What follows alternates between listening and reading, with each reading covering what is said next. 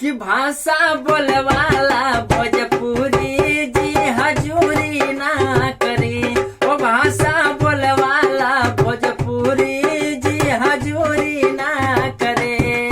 जी हजूरी ना करी, जी हजूरी ना करी। भाषा बोले वाला भोजपुरी जी हजूरी ना करे।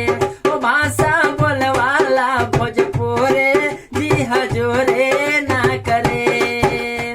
यूपी और बिहार के झंडा दुनिया में लहरवले, हो दुनिया में लहरवले।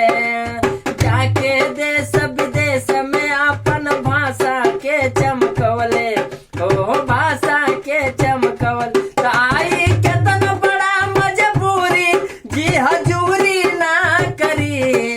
आई केतन बड़ा मजबूरी जी हजूरी ना करी।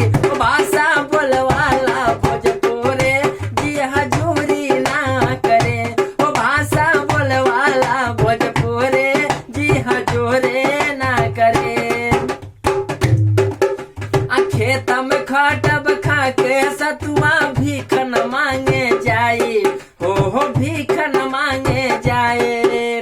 पहिनब फाटल धोती कुर्ता नाही तन खोल जाई, हो नाही तन खोल जाए।